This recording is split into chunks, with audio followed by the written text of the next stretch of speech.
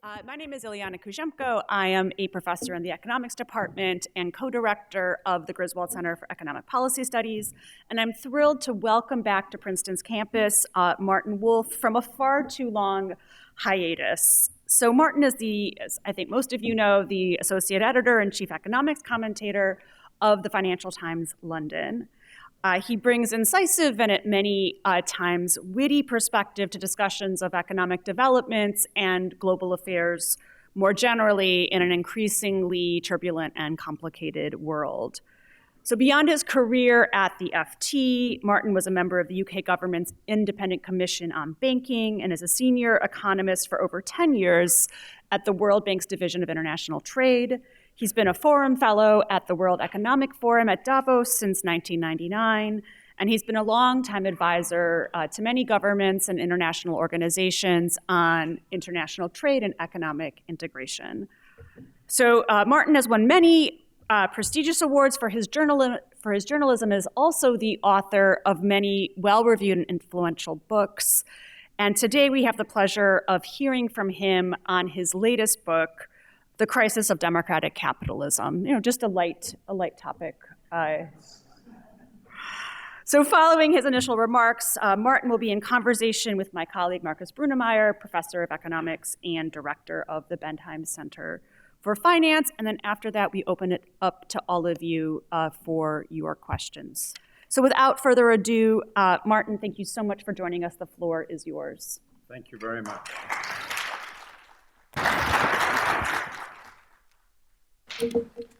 So, first of all, it's a great pleasure and honor to be in this great institution of learning.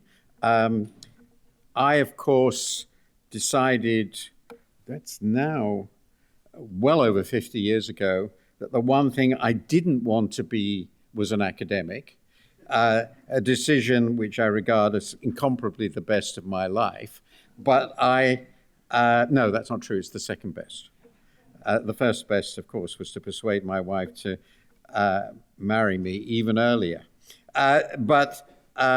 So I always find it slightly strange to be in front of serious academics who devoted themselves seriously, unlike a journalist, to the pursuit of learning. But I'm prepared to do so because sort of journalists look at the world a bit differently, and in particular, we're completely unembarrassed about straying so far outside our fields of expertise that everybody ought to declare this the product of pure charlatanism. And I don't care. Now, so I write about things that I think are important, and I think this topic is very important. And it has only become more important since I started writing about it. Let me just give a very brief introduction of where the book came from before I present you very briefly some of the main ideas in this book. And I apologize particularly to anyone here who's already read the book, but if you have, what are you doing here?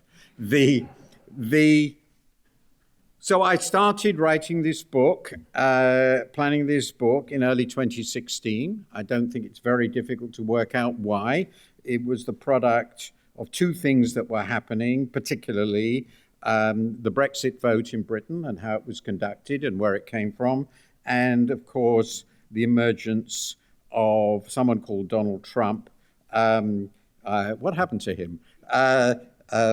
As a candidate for the Republican presidency. And in March of 2016, I wrote what I still consider one of my best columns, whose headline was, Donald Trump is how great republics meet their end.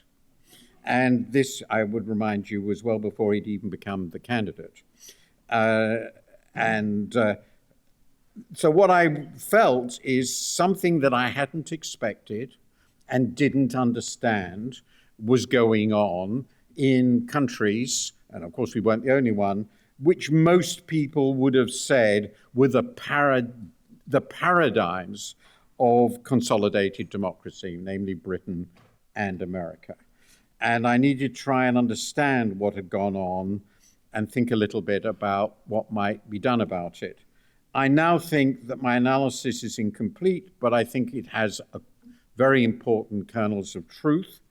It remains, however, a puzzle to me that has gone as far as it has, and I'm not as confident as I used to be when I started this project, and when I was writing the conclusions several years ago. It took me 6 years to write this book in my summers. I am not as confident as I was that I have any plausible solutions, which is a pity because the problem has clearly only got bigger. Let me start with 3 quotations. This is what the book looks like in the American version. Don't know why I put that there. The British cover is much better. Your book design in the United States is just terrible. But, okay. The first quote I want to give you became a sort of a guiding thought for this book. I came across it in the middle of doing the research for this. It's from a quite well-known political philosopher called Aristotle, and he wrote in The Politics, of course, I thought a really fascinating statement. Remember that Aristotle was also really the first political scientist. He did real research. No econometrics too, thank God. It is clear then, he wrote, that the best partnership in a state is the one which operates through the middle people, by which he meant what we would call the middle classes, and also that those states in which the middle element, the middle class, is large and stronger, if possible, than the other two together, and I think he meant by stronger both politically and economically because they went together, or at any rate stronger than either of them alone, have every chance of having a well-run constitutional system.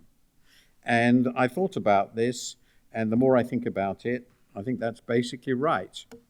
And the second quotation is from this gentleman called Donald Trump. I could have used so many, but I think it's a very, very profound statement of a view of what politics should be that has absolutely nothing to do with the functioning of a liberal democracy. In 4th March 2023, he said in a speech, in 2016, I declared, I am your voice. Today I add, I am your warrior, I am your justice, and for those who have been wronged and betrayed, I am your retribution. And I think it's pretty fair to say the view that that's what politics is about is not compatible with any functioning liberal democracy. And one might even say it's fascist. And the final quote I have was sort of the motto for this book, because I was about bringing balance back into our system, comes from the Temple of Apollo at Delphi. And the quote is very famous, Methan Agan, which means nothing in excess. And I put this quotation in there just to remind people that before I sunk to being an economist, I used to be a proper scholar and spent my life reading Latin and Greek. So I think I'm probably the only economics journalist around who's read all of Homer in the original. I really wanted to get that in. Now, and damn good it is too. So I'm going to cover the following subjects. Briefly, why I wrote this book. Then I'm going to talk about the democratic recession, a term which I've, of course, taken from Larry Diamond, who is, I think, the world's leading scholar in this area. I'm going to talk about what democratic capitalism, the system we run, is. I'm going to talk about what's gone wrong, particularly in the high-income democracies, or at least economically. I'm going to talk about how the democratic capitalist system operates in the world as against other obvious alternatives, notably including autocracies and the Chinese system. And then I'm going to talk about whether it's already too late to save democratic capitalism. The answer to that is I don't know, but I hope not. So before I get to this, let me just say a little bit about what motivated me, why this is personal, as I suspect it might be for some of you here. In 1937, my beloved father left Vienna for England on his own. His immediate family managed by a miracle to escape to Palestine in 1939, and their descendants are, of course, Israelis. Their wider family was stuck in Poland, and apart from one young woman whom I got to know very well, they perished in the Holocaust to the last person. In May 1940, my mother's father, a self-made Jewish fish merchant, hijacked a trawler in order to take his family to England as the German armies poured across the Dutch frontier. He was one of 9. He had apart from his 8 siblings, they had at least 30 to 40 cousins of my mother. He asked all his brothers and sisters to join him with their families. None came. Their families also all perished in the Holocaust. I'm not certain of the exact numbers, but something like 50 of my parents' aunts, uncles, and cousins were slaughtered. And this was, of course, the result of the collapse of civilization in Europe. There were many reasons for that collapse, but important among them, and I argue this in detail in the book, was economic failure, particularly the Great Depression. If people cannot gain a decent standard of living, a peaceful and stable democratic order becomes harder to sustain. And that is part of the reason, or these are parts of the reasons, why the theme of this book, which I began as Donald Trump became president of the US, and the Brexit campaign seized my country, also seized me. I am not saying that what happened then will happen again, but I am saying that one must never assume the stability of a civilized state. So with that, let me turn to the second thing I want to talk about, which is the democratic recession. Remember this: in a liberal democracy, a democracy which is characterized by individual civil rights, the rule of law, and respect for both the rights of the losers and the legitimacy of the winners, fair elections determine who holds power. In a sense, it's what defines the political process of democracy. Attempts by a head of government and state to subvert the election or overturn the vote are, of course, treason. Yet that is what Donald Trump attempted to do both before and after the last presidential elections, and he continues to insist he won. He failed then. Decent and brave people ensured that, but to this day, Trump continues to hold the loyalty of his party's base, and as things stand, he could very well be the next president of the US. Meanwhile, conservative stalwarts such as Liz Cheney were defenestrated. Her crime, simply that of stating that Trump's big lie, that the outcome of the election was a big lie, is itself a big lie. Yet how can a democracy survive if people simply take their perception of reality from their leader? This is what was called in Nazi Germany Führerprinzip. It is fascism. Democracy is founded on moral values. It depends on them. We are all citizens. We govern through debate. We argue honestly. We accept the outcome of the electoral process. With these values gone, what can be left but violence? So let me just refer to the next chart because it refers particularly to this fascinating phenomenon of divergent sense of underlying realities. So this happens to be done, a chart show from a year ago. It wouldn't be different now. It shows the difference between Democrats and Republicans in how they view the economy, their experience of the economy.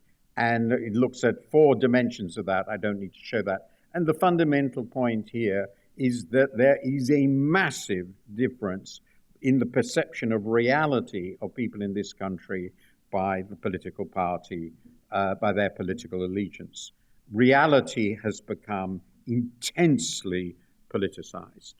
Now, what's been happening in the US is not by any means unique.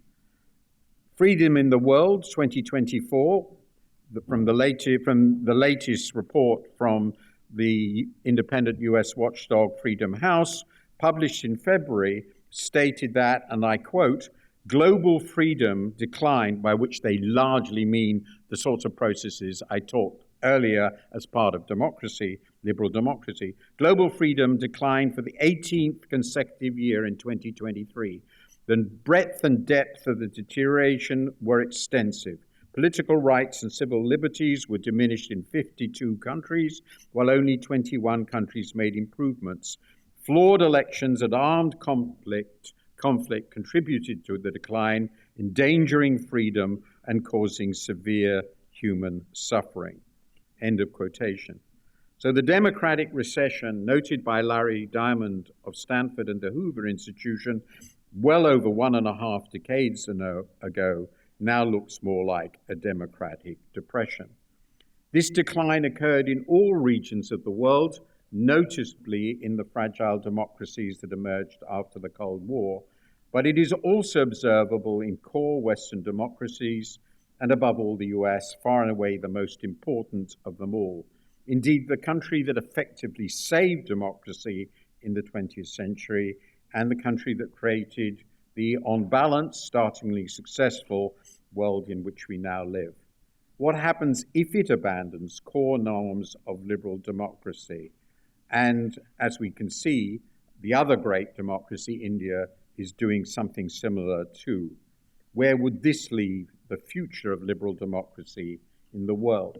And this is my next chart. It's a year old, and it shows the countries with the largest declines in democratic norms over this period, and it shows that these,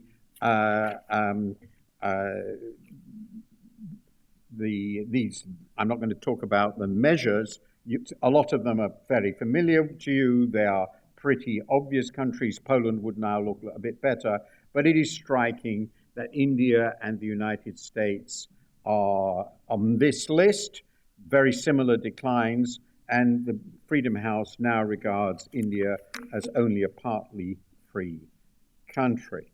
So that's a sort of global view of where much of the decline has occurred in the last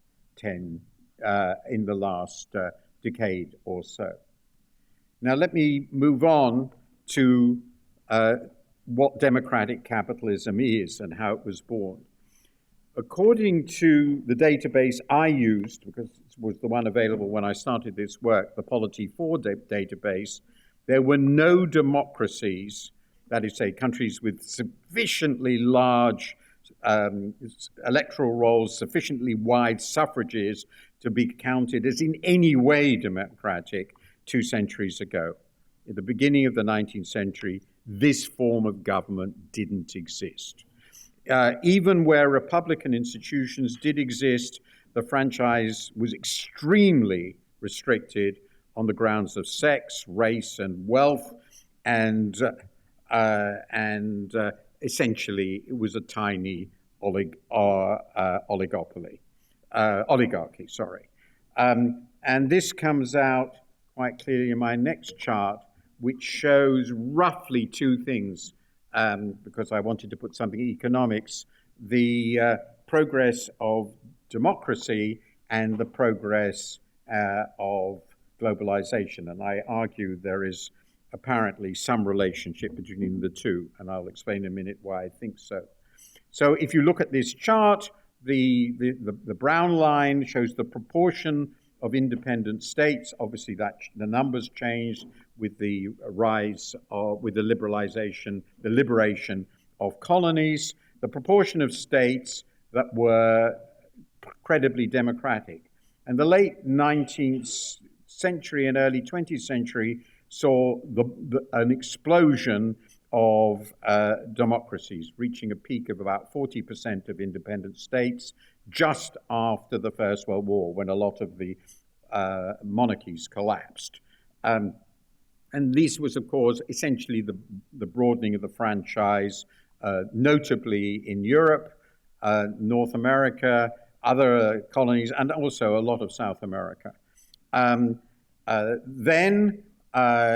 this coincided with what economists call the first globalization. I believe there was a connection that my general view is Globalization periods tend to be periods of rising optimism, and when the optimism goes, the globalization collapses. This tends to go with inward-looking politics as well as inward-looking politics, economics, and the politics and economics go together, and people become nationalist and regimes become authoritarian.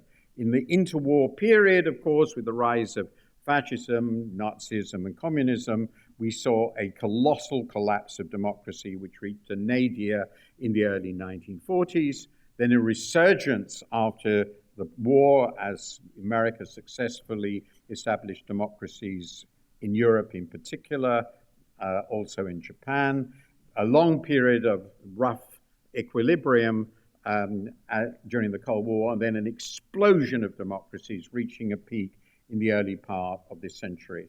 This chart doesn't go beyond 2010, but it would show a significant decline since then. And again, as I say, this coincided, and I don't believe it's a coincidence, so difficult to prove, with an enormous surge in economic integration, optimism about the market, which spread ultimately after the fall of the Soviet Union across the world. So that's sort of what has happened, and democracy became a normal system of government by the latter part of the 20th century.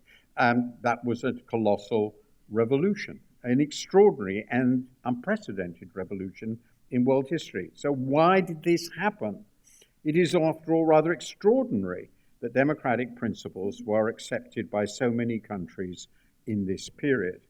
After all, if we look back in history, the normal way to structure the economies and politics of complex society has been for power to accrue to wealth and wealth to accrue to power. The most powerful in society were the richest and vice versa. Absolute monarchs were believed effectively to own everything. So why did this revolutionary change towards democracy occur? The answer, I suggest, lies with the emergence of a new political marriage between a liberal economy and a democratic polity. Market capitalism and democracy are, I argue, complementary opposites. A market economy and a universal suffrage democracy both reject the idea of ascribed hereditary status. They also embrace the idea that people are entitled to decide important things for themselves. Market capitalism rests on ideals of free labor, individual effort, reward for merit, and of course, all underpinned by the rule of law. Democracy rests on ideals of free discussion and debate among citizens when making those laws. Historically, the market economy also brought urbanization, a need for a more educated workforce, crucial in my view, the newly organized working class as a powerful political force, also crucial in my view, as well as an opportunity because of rising wealth for a positive sum form of politics. One could have a politics in which essentially everyone could get better off. Democracies also rest on the existence of an economically independent citizenry. This was Aristotle's main point. A fully socialist society is inevitably a dictatorship, since the ownership of productive assets is vested in the state. In the absence of coordination through competitive markets, that state has to be responsible for the allocation of those valuable resources. This inevitably creates both a huge concentration of power and an overwhelming incentive not to lose it. Thus, I argue, markets protect democratic politics from an excessive concentration of power, but democratic politics also protects markets from an excessive concentration of wealth. This, then, is how the market economy and liberal democracy can be seen as complementary, yet they are also opposites. Capitalism is inherently cosmopolitan. The democratic state is territorial. The market is the domain of exit. Democracy is the domain of voice. The market economy is inegalitarian, $1, one vote. Democracy is, at least in principle, egalitarian, one person, one vote. Tensions between the market economy and democracy will inevitably emerge. So if the economy fails to serve the interests of the majority, the sense of shared citizenship will fray, and populist demagogues are likely to emerge. These are the people Plato called protectors, with irony, of course. Trump is, of course, just such a protector. Indeed, that's precisely what the quotation I started with states. Populism itself is not necessarily lethal for democracy, so long as it takes the form of a justified, even fruitful hostility to predatory elites. But too often it takes another form, that of hostility to pluralism itself, which is an essential element in any democracy. And I owe that idea to a very distinguished professor of this university, and I'm sure you all know who he is. Democracy is then transformed into a plebiscitary dictatorship, and ultimately a dictatorship tout court, in which the dictator claims that le peuple c'est moi. Alternatively, the concentration of wealth will lead to plutocracy as we return to a system in which wealth becomes the basis of power. It is quite possible to have both predatory autocracy and corrupt plutocracy in uneasy tension. That was, of course, the governing system of the Roman Empire. Now let me turn to my third section, which is about what's going on in high-income democracy. Large rises in inequality, the deteriorating prospects of the old respectable working and middle classes in core democracies have been weakening the foundations of democracy. In particular, a fear of downward mobility has, I argue, created status anxiety and cynicism. These have then been diverted by right-wing propagandists into cultural and racial resentments, especially in ethnically diverse societies with mass immigration, as a potent weapon in such politics. This is not a new phenomenon, of course. It has these sorts of pressures and opportunities have been exploited in previous periods where authoritarian cultures have emerged. It was characteristic of the American South before civil rights, and of course was the foundation of European fascism, with its focus on inferior groups who were in some sense poisoning the society in which they lived. In our case, this has been aggravated in my view, and this is a very controversial point, by the emergence of a discontented class of university-educated clerics to get dedicated to a certain form of progressive cultural and racial politics, and we're left then with a clash between the identity army of the left and the identity army of the right, which is becoming increasingly the dominant politics of contemporary society. In my view, the emergence of new media has facilitated these trends, but not created them. After all, old media created right-wing populism, including fascism, in the past. Now let me look briefly at what I think are some of the economic roots of these phenomena. And I'll just go through them quickly. This is a simple chart which looks at an aspect of inequality in the United States, and it shows the trend in real US disposable incomes in mean, which is the red, and the purple is the median, and the blue shows the ratio of the median to the mean. And of course, the difference in the median and the mean is mainly driven by what's happening at the top. And the big point is there were very large rises in the real US disposable income mean, but essential stagnation of the median, and this was before the financial crisis. I haven't updated it because, in my view, the financial crisis has sort of messed up these longer run trends. But I think it's an interesting way of thinking about the inequality problem. The second chart comes from the so-called elephant curve of global inequality and growth, and this shows increase in real incomes before tax and redistribution, so we have to stress this because it's global. It shows the percentiles of global income distribution. This is for the world as a whole. It shows how large the increases between 2018 and 2016 were in real incomes, as I've explained it. across the percentiles. And what comes out very clearly is that the global middle class, and particularly the upper middle class, has done really pretty poorly relative to those at the lower and the lower end, a lot of which is India and China on the one hand, and or was India and China at that period, and on the other hand, note that I'm expanding out the upper distributions, while there was a massive increase in real incomes for people at the very, very top of the income distribution, the top global percent. The next chart I will show you is the Great Gatsby curve. This dates from, this is from the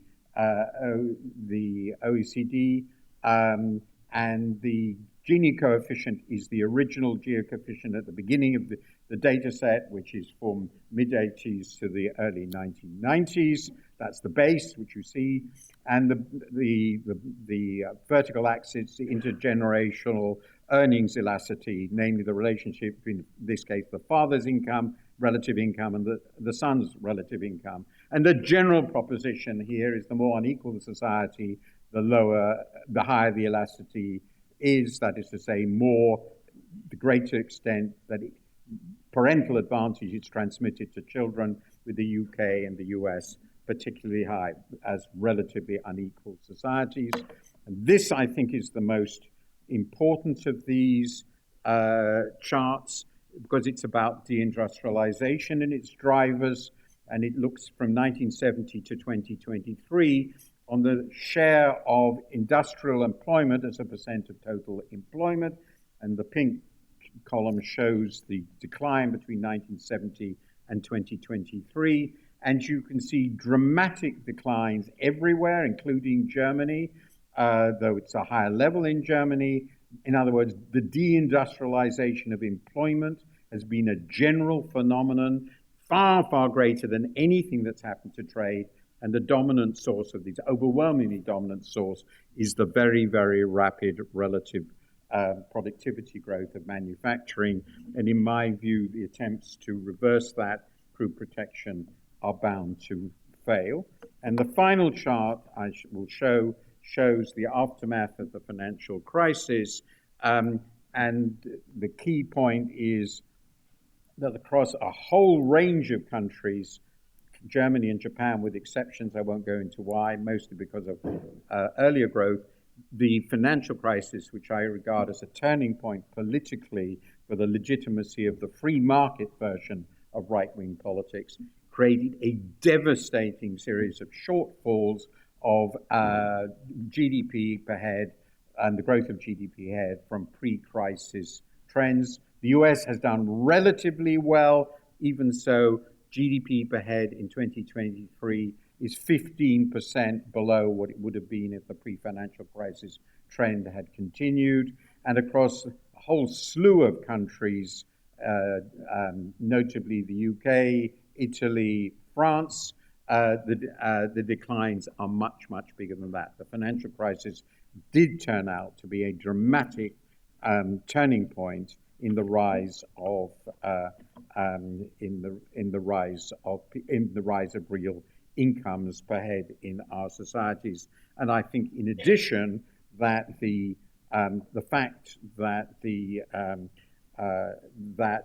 financial system was rescued while the rest of the population bore the losses of the time and these subsequent losses has played a big part in reducing the credibility of traditional policymaking of the left and right.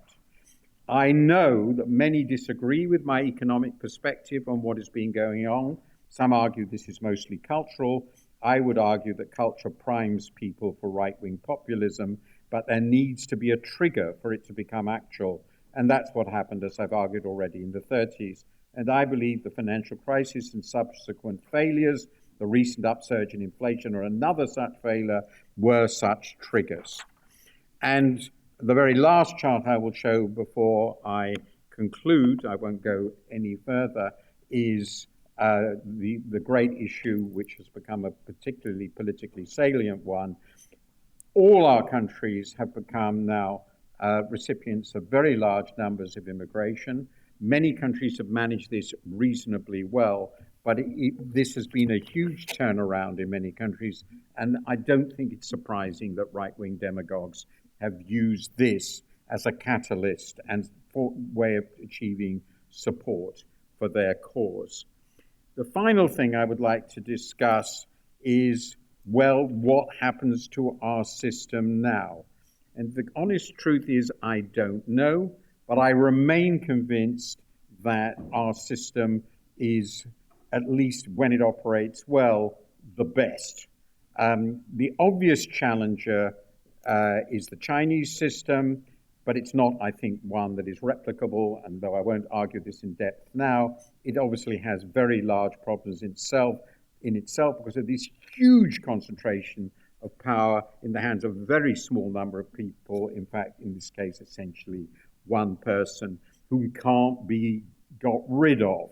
And the autocratic systems we've developed, which come out of democracy, the hollowing out of democracy to give a strong man absolute or close to absolute power, have generated absolutely consistent problems with overconcentration of power, the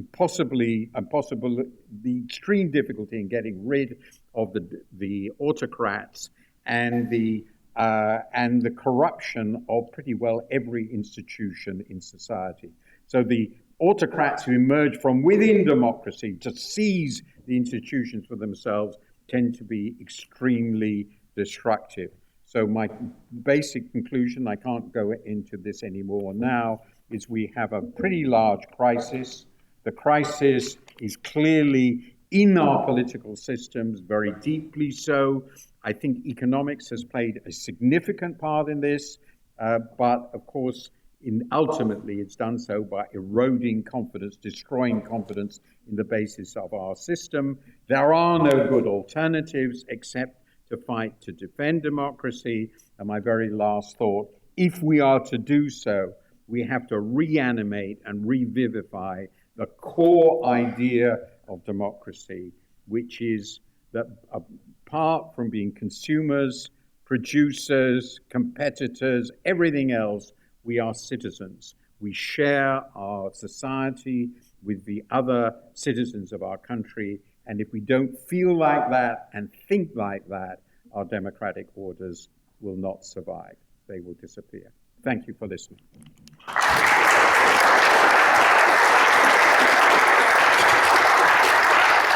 Should I sit next to you? Or? I think I'll put you in front because it's so awkward. Okay. Is that okay?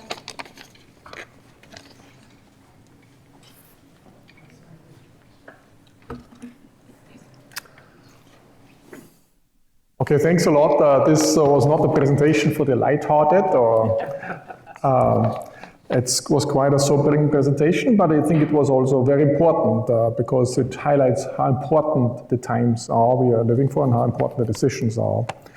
So I think I will ask a few questions in 2 or 3 blocks, and then we open it up to the audience. I think one of the main insights of the books, among the many insights, is that you need a strong middle class for democracy to flourish. And if you have oligarchs, I think they don't really need democracy. The ownership of a democracy is really the middle class. And the first block, or one important message, is that the middle class has to, in terms of wealth distribution, has to be sufficiently wealthy and not dominated by the oligarchs to such an extent. So my first, sub-question is essentially, how can we ensure that? And I see 3 approaches. One is essentially through taxes and redistribution. That's one approach. The second approach is essentially to have some economic policy which does not allow this wealth accumulation because competition is enhanced. So competition policy is a big player, and antitrust regulation is a huge thing. And the third thing is to limit the power wealth has on the political process. So you can't buy votes and things. We see Elon Musk buying now votes, essentially. So if you take these 3 approaches, which ones would you put most of the emphasis on to make sure that the middle class has its own influence? Would you say is primarily, the redistributive element, and would you think it's more setting up an economy where, wealth accumulation in the first place is not happening Because one could also argue people who are very successful, they have shown how they can allocate resources better, and this way they should have some decision power in the economic sphere, but not necessarily in the political sphere. So this is, we could have half an hour on this. This is so at least, so the answer is, it's very, very hard. And I'll give you some literature on that, and then consider what has happened in the past, which has worked, which might not help. I've been very interested in a book by someone I've come to admire, and I'm probably told now that his work's long been exposed, by a man called Walter Scheidel, who wrote a book which is called, I think, The Great Leveler, if I remember correctly. My memory isn't as good as it was. And his basic argument was, if you look through history, the natural tendency, the history of organized societies, and includes a lot of archaeology, it goes back 8,000 years. He was a great classic ancient historian. And he says, if you look at it, the natural tendency of peaceful societies is towards the accumulation, is for the accumulation of wealth in the hands of elites, because they use their position of wealth to control politics and arrange things such that they get richer.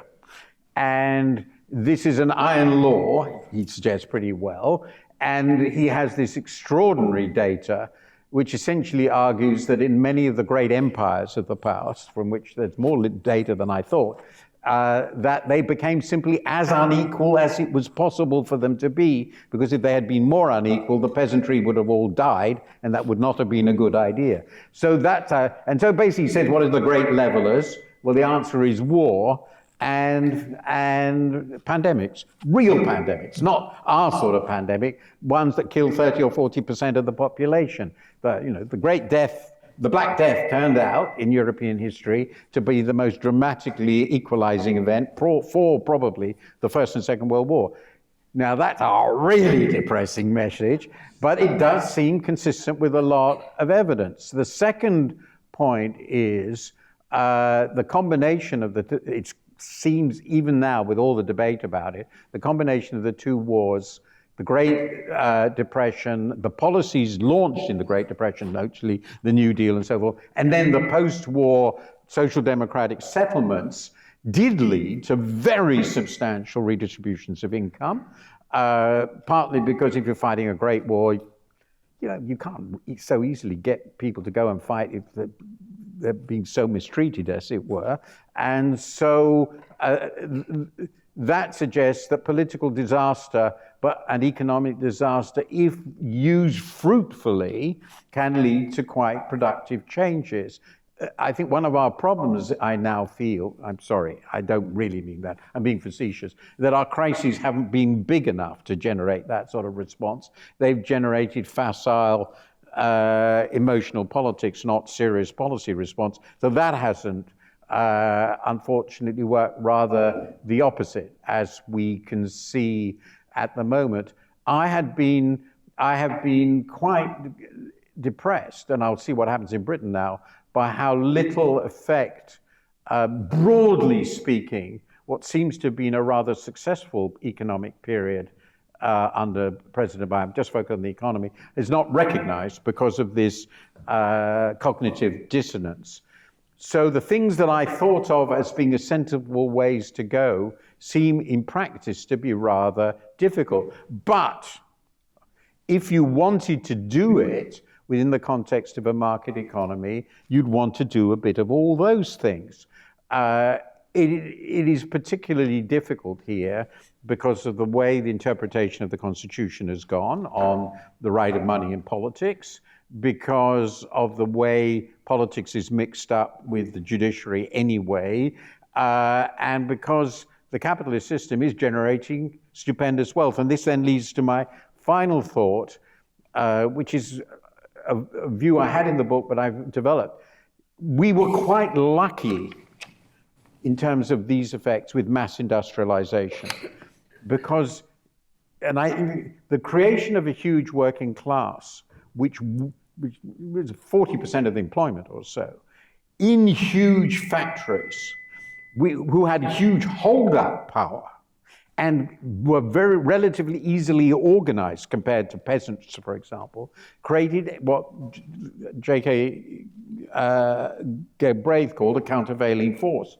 And I think now, in retrospect, and it's become increasingly clear to me in the last 20 years, the loss of organized labor as a potent political force, as a basis, because it brought lots of quite ordinary people genuinely together in organized structure, is very, very significant for the reform capacity of our societies and for the relative weight of the oligarchy, on one hand in our politics, and ordinary people, and social media make it worse. So I think we should try all these things, but I'm much less optimistic than I was when I started my book that you could actually get a political program like that enacted. So let me move to a related topic, but go more to the technology changes we are observing. So there's a huge redistribution potentially there because we have a huge transformation in artificial intelligence. And unlike in the olden, we have the agriculture sector to the industrial sector, it was very much, working on muscles, now it's more on the brains, and it's supposedly hurting much more the white-collar workers. So do you see this transformation as a potentially large transformation which lead to a redistribution essentially from the higher middle class benefiting the blue-collar workers? So could this go in this direction? Or do you think that most of the benefits will be ripped off, gotten to the first top 1%? Do you see so what you argued essentially, we need a huge shock, a pandemic much bigger and something. Could the AI transformation be such a huge shock? Or is this, I'm just looking for... Well, hope. I think the question you ask is really important. And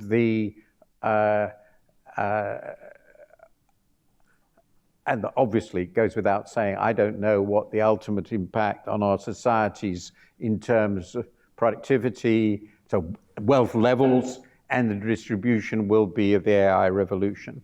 And my impression is the profession has not reached a settled position on this. If I'm wrong, please tell me what it is. I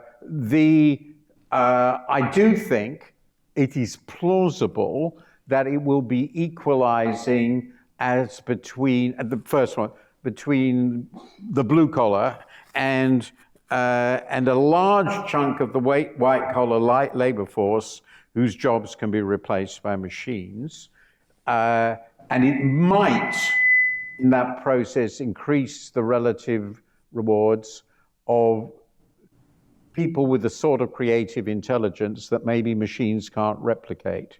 But if that's the truth, if that's the case, it will tend to reinforce, it seems to me, the emergence of what's already happened, which is a super elite of high earners. Because one of the striking things, there's lots of literature on that, which you will know, of the last lot of technology seems to have been to create a situation in which high earners in certain businesses become immeasurably wealthy. Think of in finance, the sort of money that could be made. That wouldn't be equalizing in my sense. It might shift income from the top 0.01% to the top 1%, so that's not very helpful.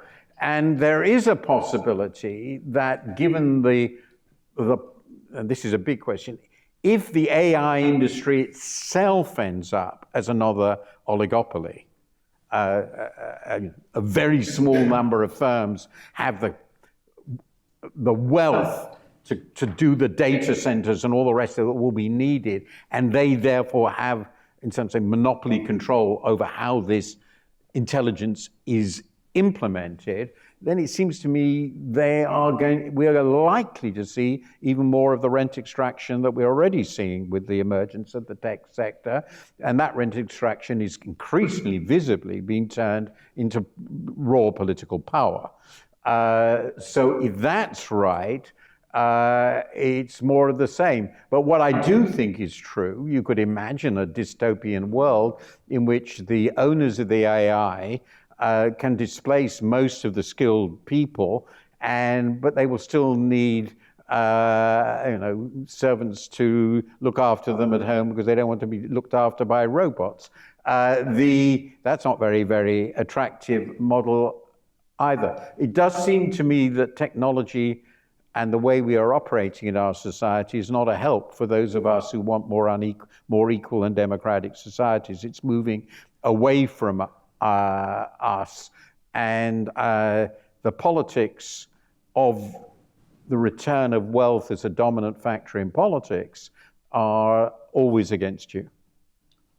Let me stick a little bit with technology because I like this topic, and now in connection with democracy, some people argue that we could also have the current style of democracy only because of the printing press and evolution. So if you read the classics, they were all essentially against democracy. They said the theory will also lead to dictatorship all the time, and the printing press enabled that.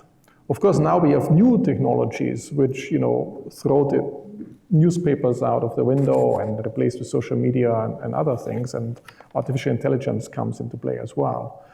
The question first, of course, the newspapers were very influential in political making as well. Like if you think just of Murdoch, I would say Murdoch versus Musk, essentially. Is it just replacing one class with another class, or is it fundamentally different? Having on the one hand, we have newspapers which essentially had the rules, like coming from the Financial Times. You have a lot of influence, you have a big megaphone, in a sense, which is also a concentration of power, but I think there were rules in place which guided what you publish, and essentially we haven't found the new rules yet for the new media or for the new technology. This is just a lack of rules we haven't found yet for the new technology we are having, or is it much more radically different, and there are no new rules in the new world? It's just the transformation is going too fast. You're asking a question I've thought about a lot, which is where I feel I'm non-expert but very, very interested. It's pretty clear that information technologies, broadly defined, are the key technologies. Those quotations I came from Plato and Aristotle, that's writing. Writing was a big deal, right? And then we got printing, and then we got broadcasting, and now we have the internet and social media. And each of these has been revolutionary in their effects, both positive and negative. The scientific revolution wouldn't have happened without the printing press. And I agree with you, democracy wouldn't have happened, the pressure in the 19th century. Now look at the more recent things which I do focus on, because they create interesting questions, because I really don't know the answer. We created universal suffrage democracy in our countries basically the turn of the last century, roughly, within 20, 30 years of the turn of the last century. And this was a time when two very important new media appeared, the radio and then later television. And these seem to be natural monopolies, or close to it. And so how those natural monopolies were used turned out to be very, very important. And some countries created public service broadcasting relatively effective. The BBC is obviously an example of that. It was a monopoly, of course, but it turned out to reinforce the democratic political process simply because it created a common platform in which to have the debate and a largely accepted shared set of facts about what was going on, and without much challenge. And that actually was quite helpful in bringing people together. And so much about democracy is just discussing together on the basis of some shared fact. It also, of course, allowed the propaganda systems of Nazi Germany. So having that monopoly structure is both a boom and a potential problem. Newspapers have always been somewhere in between, but there are economies of scale in newspapers, so an infinity of them is really impossible. I think what we've now created is a genuinely new media system. It's like everybody can be in the town square yelling at everybody else at the same time. You can do it on any scale, and you can spread anything. And I can't make up my mind, one, how significant is it in our disarray? My suspicion is very, but still, it's a huge question. And the second, much more important question, what the hell do you do about it? If you conclude that the cacophony we get and the mutually self-reinforcing beliefs we have with a few other people and the legitimation of every crazy idea you can possibly have, because you can always find 10,000 other people who think you're absolutely right. Once you've got that, it seems to me a machine for spreading misinformation and making people think of their identity in terms of the misinformation community they belong to. And if you've got that, how do you operate? But that view is not completely consistent with the emergence of a dominant political figure, which is what we are seeing. So I am genuinely open-minded on where we go with our media. The technology is there, we're not doing about that. But I am concerned, to bring it back to your AI point, it does seem to me one of the many problems with AI, and the problems if it's not regulated, is it has a capacity to create literally infinite quantities of completely plausible fake news. And how do you operate any democratic political system if that's the basic media system you operate in? It feels to me impossible. But then, is there anybody that we would ever trust to give a canonical view of what's going on in the world? No. So it's another of the huge challenges. And if I were writing my book now, what I've said about that would be a bit more alarmist, because I didn't really consider AI. It hadn't really emerged. But technology is running away from us. So let me open it up pretty soon. I just have one double question in a sense. One, what exactly you pointed to it already is the identity. Do you see that many people feel the old identity is not working for them? We're in a big transition phase, and they lose their identity, or they find it difficult to have some different identities. Is this perhaps even equally important as the wealth distribution or the income distribution? And because they still admire the wealthy. It's not that they're saying, okay, we don't vote for Trump because he's so wealthy, in a sense. There's another question coming along. So then, this was essentially the final question. How serious to see the current situation compared to the 1930s with Hitler on a scale to 1 to 10? Okay. Then the on the identity issue, the way I've came to think of it in the course of writing this book, you can have any identity you want. But you have to, for a democracy to function, you have to have one thing you share, which is, in the political processes to work, that, as I mentioned in my remarks, that you accept the views of people who have different views from yours, are legitimate, and if they win an election, they're entitled to hold power, subject to all the constraints of the law, civil rights, all the rest of it. And you do that because you think, I argue, that you share some things that matter to all of you.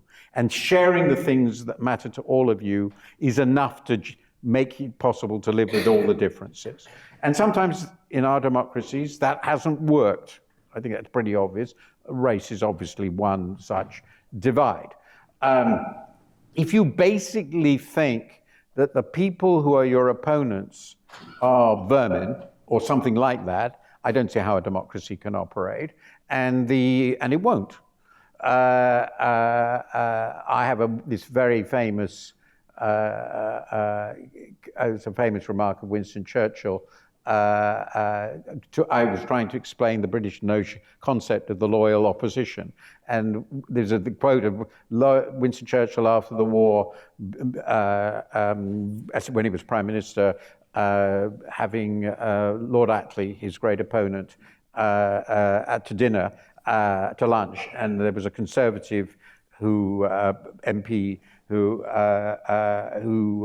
was there too. And Lord Attlee left. He'd ceased to be Prime Minister. And the Conservatives said to Winston Churchill, "Oh, there goes that old fool, Clement Attlee. Thank God we got rid of him." And Winston Churchill turned to him and said, "Clement Attlee is a great patriot.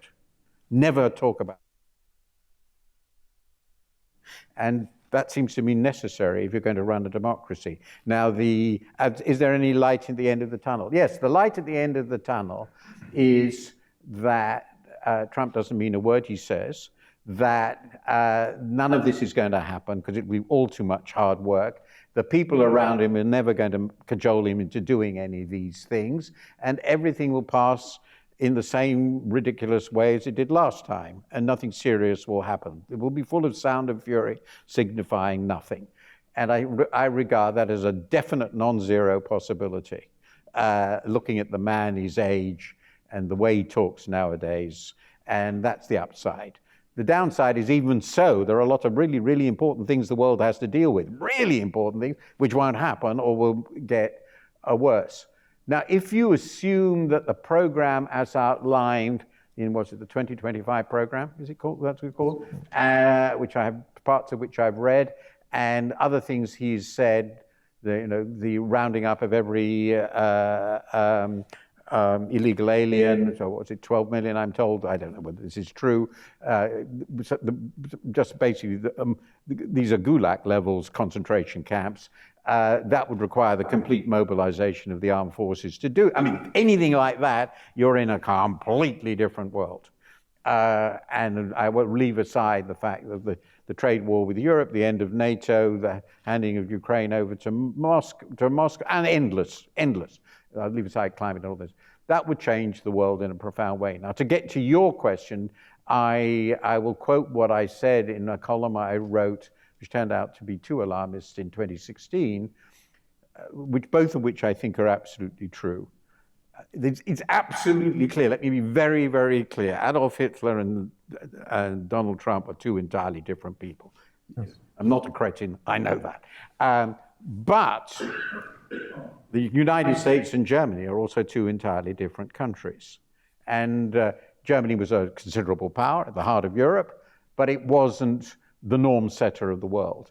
The better or worse, and I personally think for better, because I've always been wildly pro-American throughout my life, and my father was too, the world in which we live and the world in which I aspire to live, given the other forces, has depended to a very considerable degree, I mean overwhelming degree, on American will, American values, American resources, and American commitment. For whatever, all the mistakes, obviously, if the United States decides, and that's, I think, what this might mean, that we're not interested in any of that, we are going home, we don't want to have any of these wretched allies, all the rest of it, then we're in a completely different world. It will affect, as you surely know, Europe profoundly. It's not clear how they will deal with it. It will obviously shift the balance of power, not just in power terms, but also in what people think of as the norms of the world. It will give immense encouragement to autocrats all over the world. So I think it is potentially a huge transformative moment for this reason. So let's open up to the audience. If you please come to the microphone. Harold.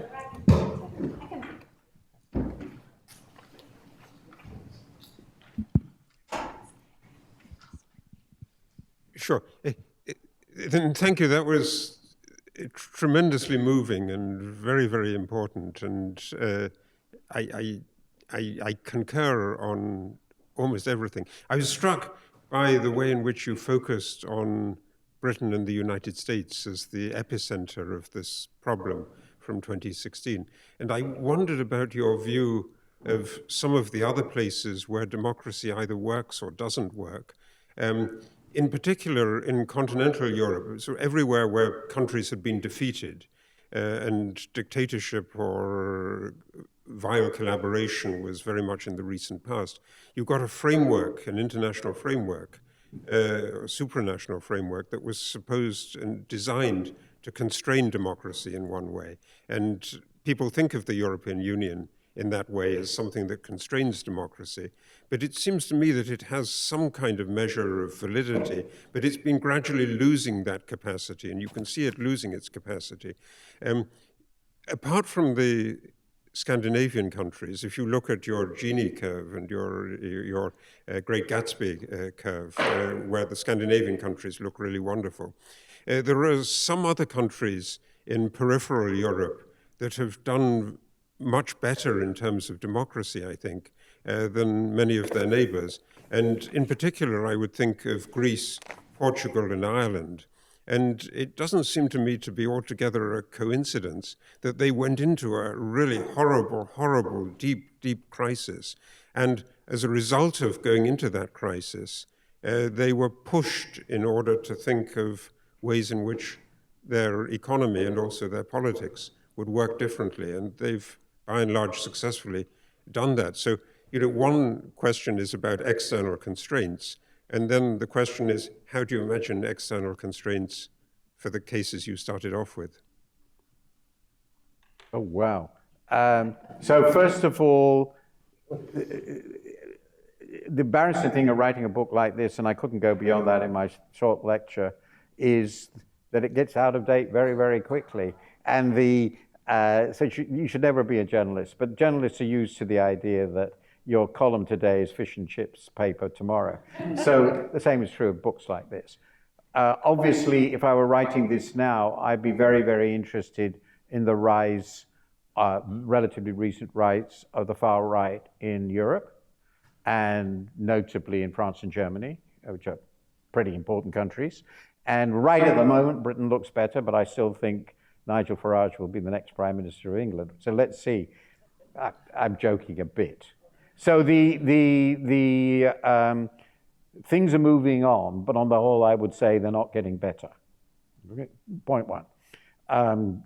There's essentially anti-democratic views are becoming more entrenched in more important, and I think that's also true outside the core. But there are a few interesting reversals. Brazil is an interesting reversal. Poland is an interesting reversal. Once you've got to start, are they permanent, temporary? I don't know. So that's, I would change what I thought on that. Now, then you're talking about external constraints. Let me just make a quick point. Greece, Portugal, and Ireland, which are countries I know, all think that they have no alternative but to be in this system. And they also think it has given them great opportunities, despite all the disasters. The Greeks really confronted directly, do we want to go out into the wilderness? And they decided no. Now, once you've decided to be inside it, playing games, well, it's true Hungary is trying to do so. You could do that, but it's very, very destructive and very, very bad for business. So you want to be seen to be playing by the rules of the game, because that's what encourages business to come back in, to feel that they're at home, it's predictable, that you know what the norms are. So as long as the norms of the EU remain what they have been, these countries' situation in that is, I think, pretty stable. The point about the UK and far more the US is they don't think external constraints matter very much. In the British case, that view is extremely stupid, which is why Brexit was extremely stupid. And in the American framework, it will prove to be true for a certain period of time. But when well, you know this story so much better than me, Harold, deciding to leave the League of Nations didn't turn out to be a very bright decision by the time they were in the middle of the Second World War. It would have been cheaper to stay in the League of Nations because they could certainly have stopped Hitler. And that was, I think, the single biggest mistake of this kind, the great withdrawal decision after the First World War. We sorted it out. Europe was safe. We could go. That it turned out to be a massive strategic blunder by the US. They learned that during the Second World War. That's why they followed the policies they did after the Second World War, on balance, I think pretty clearly with immense success. And that is exactly, in my view, what they're now tempted by again. And that's what Trump represents, I think. One of the most important things he represents, and it's a mistake. The world won't go away, and if they're withdrawn, it will be a world run by people they really don't like. And that's what happened in the interwar period. So I hope the US won't go that way, but nobody can stop them. If that's what the US decides to do, that's what's going to happen.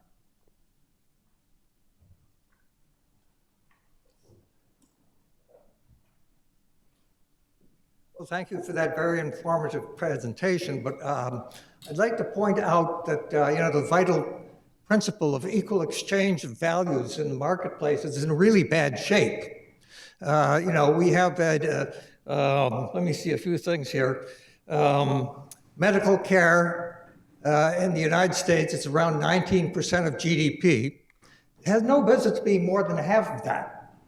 The Case-Shiller Housing Price Index way outruns the consumer price index, excuse me.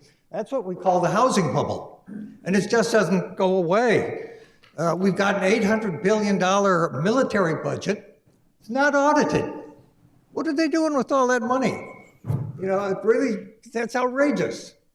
And let me just kind of also observe that food prices have gone crazy. How are low-income people supposed to feed their kids? So, I think, let me just say that one thing that could be done that would greatly help that situation, the United Auto Workers had a demand in their recent strike that the working week be decreased from 5 days to 4 days with no loss of pay. That would be an enormous help to all of this stuff. It would amount to a huge increase of consumer demand. And, I think we've got to be looking at things like that. So, I think that if we take all these different considerations and sum them up, a pretty good way to describe it would be to call it the crisis of democratic capitalism. Thank you. So interesting. So very briefly, just to make the obvious points.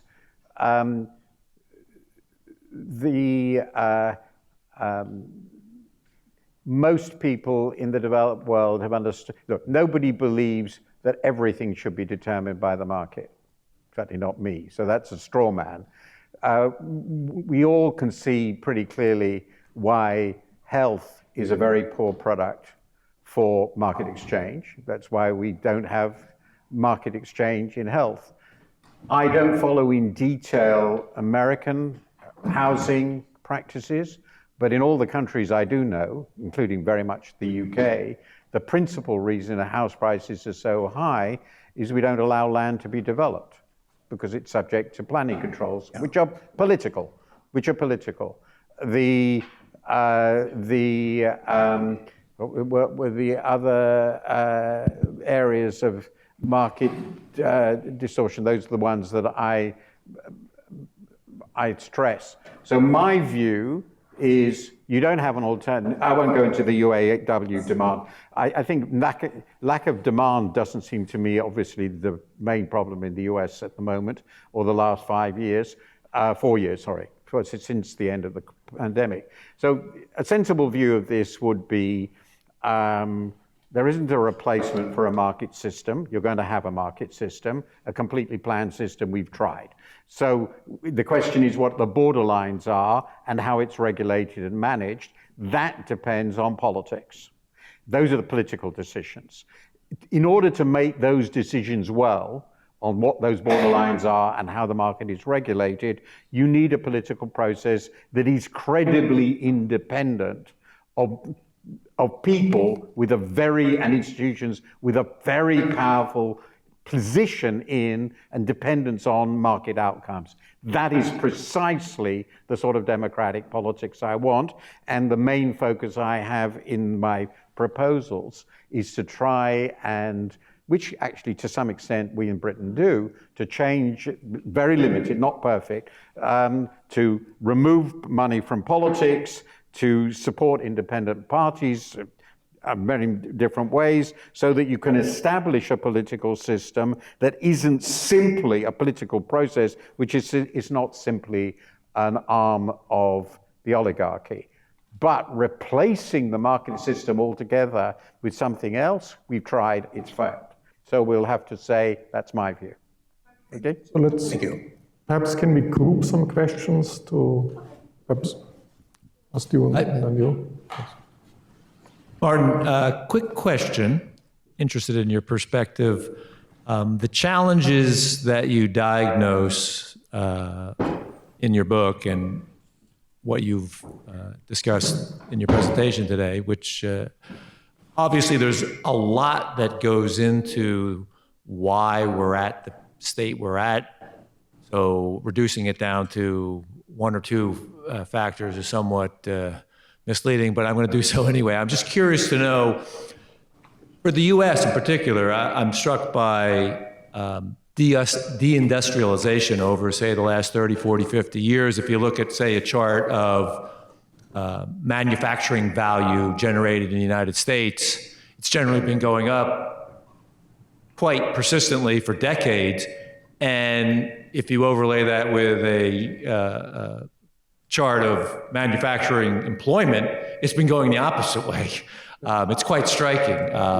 And I'm curious to know how much of the problems you identify, again, a lot of moving parts to it, but how much of this is really a function of deindustrialization in the West?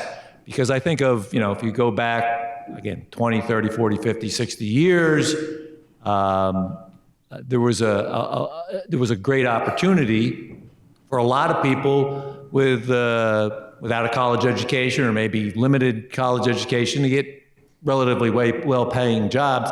And I'm wondering, in some alternative universe, if the industrial sector remained as robust as it was in, say, the 50s and early 60s, how much of that would have solved this kind of problem? Obviously, we can't go back to that. And I wonder, how much of the rise of technology is really a key driver of that deindustrialization, along with globalization, which is starting to fade. But I'm just curious, your big picture perspective, deindustrialization, how much of this is really driving or has driven all these problems that you identify on the economic and political side? Thank you. So let me give a very quick answer to a complicated question, which I do discuss at length, I think, in my book. But you've got the point. Output hasn't been deindustrialized, employment has. And this is a triumph economically. That is to say, we can produce immeasurably much more with smaller inputs of labor. And it is a triumph of doing exactly what we think we ought to be doing, which is to raise productivity. And that's a far bigger source of the reduction of the share of industry and employment than trade. Trade is a really, really second order by comparison. It affects the levels. Germany has a higher share because it's a huge exporter, but it has had a very similar decline, interestingly, which I hadn't realized till I looked at it. So so first, productivity. That has happened because it actually turns out that replacing people who work on an assembly line with machines, and particularly more recently with robotic machines, is a relatively easy thing to do. If you think of the environment of a production line, it's predictable, it's controllable, it's repetitive. You need workers who are inexhaustible, 24 hours a day, and reliable, and that's a robot. So you could think that what we did with our factories is with Henry Ford's factories, we converted people into robots. We made them work like robots. Not very desirable, but they were productive and they could organize. They had hold-up power. For this reason, they created very powerful organizations which changed society and politics in profound ways. So the upside of greater productivity has had this downside. My own view, my proposition, is that within a measurable period of time, nobody is going to work in a factory. Yep, that's it. Why should anyone work people will work in manufacturing, but they're not going to work in a factory. You go to a Japanese car plant. So they're going the way of agriculture. You're left in our society, therefore, with the things that are most difficult to automate. They become because they're difficult to automate, it's difficult to raise productivity, and you have to pay them whatever the average wage in the society is. So the things that become a bigger part of employment are looking after children, if we had any, looking after old people, we have lots of them, and so forth. So our labor force changes, and the result of that is, in employment terms, an ever larger proportion of income is going to people doing things. And actually it becomes also part of, therefore, Baumo's law in terms of cost structures. An increasing part of our economy becomes the stuff which is really hard to raise productivity in. That's, I think, a structural shift people don't write enough about. We end up with the things where productivity cannot be raised very differently, because that's where we have to employ people. And so we get complained that because basically it's all the product of success. The point I'm making is trade was part of this, but not the core part of it. This was inevitable, but it had consequences we didn't understand, and the consequences have become very significant. And it is not an accident that a dominant political appeal of Mr. Trump, as opposed to previous Republicans, is when he says, "Make America Great Again," he's trying to think about the sort of structure of society and the economy that exists in the 50s. And of course, people don't remember it. They don't remember what the jobs were like, but that's what he said. Let's go back to when we were an industrial monopolist. First of all, the monopoly is gone. The knowledge is seeped out. It always does. And secondly, we can't do that because nobody would want people like that in our factories. It's complete nonsense. God knows tariffs will do nothing for this. It's a fraud. But I understand why the fraud is persuasive. What we do about this, given those fundamental economic realities, I have no idea, because the politics are demanding something no policymakers can deliver. Let's add one more question. Yes. You mentioned earlier in your talk that one of the warning signs was the denial of science, that some leads to a very unfortunate process. And it seems that we're in that zone here in the U.S. where the denial of the science, the misinformation spreading has reached a crescendo, which is beyond anything we've experienced. Do you see a breaking point here? And is there a breaking point? Would that be something that would be a bit of a change here in the trend that's going in a very bad direction? And we're facing an election where some of the candidates have said they're not going to be bound by the result. It's gotten crazy. Is this something you've seen before, or is it? Well, that's happened before. I mean, that was a pretty big part of the totalitarian systems of the past made denying science a pretty big deal. The Jenkoism, anybody? I won't even go into the fabricated race science of the Nazis, though that had roots in the 19th century. The denial of that what happened in an election actually happened. There's, of course, many, many precedents. Now, what is important here is this is happening here. Because if I'd been asked 30 years ago, this country has had since the Second World War the world's leading scientific institutions and the world's leading scientific researchers. It is noteworthy that before the Second World War, it was Germany. It is important to remember that. If you'd ask anybody in the 1920s where the world's leading scientists were, they would have answered without any hesitation it was Germany, and they would have been right, of course. So this can change, but the hostility to science that leads to conclusions you would rather not believe is very deeply entrenched. in humanity because we really don't want to believe things we'd rather not believe. It's a very powerful human drive. So accepting that you're wrong is really painful. I suffer from that occasionally, so I'm sure others do. So the climate is an obvious example. I mean, the underlying physics of climate is 101 level. I mean, this is not debatable. I mean, the quantitative significance is debatable. The speed, well, that's all debatable, very much so. But the underlying greenhouse effect seems to me to be absolutely non-debatable, as I understand it. But it doesn't mean people will necessarily accept it. A lot of the discussion about the pandemic had the same force. What could change this? I suppose the only thing that can change this is that something happens so big that it becomes obvious that scientific denial of science has just becomes lethal. Unfortunately, that means that what changes this is a catastrophe. And that's not the mechanism that I would like to see happen. But the extent to which it's happened in the US has, I must say, of all countries, definitively astonished me. And interestingly, despite all the craziness, that, I would say on climate, we have a bit of a backlash on the politics of it, but nobody's really questioning the reality in the UK. I don't know why this has happened in this way here. You can perfectly well believe in the free market and still believe that climate change is a reality because the free market can solve it for you. That's the logic. I don't understand it fully. The attitude to the pandemics and vaccines? What the hell is that about? It's the most proven technology of the last 2 centuries. People understood it in the 19th century. I mean, it's just astonishing. I don't get it. So there we are. There are lots of things one doesn't understand, and that's just how it is.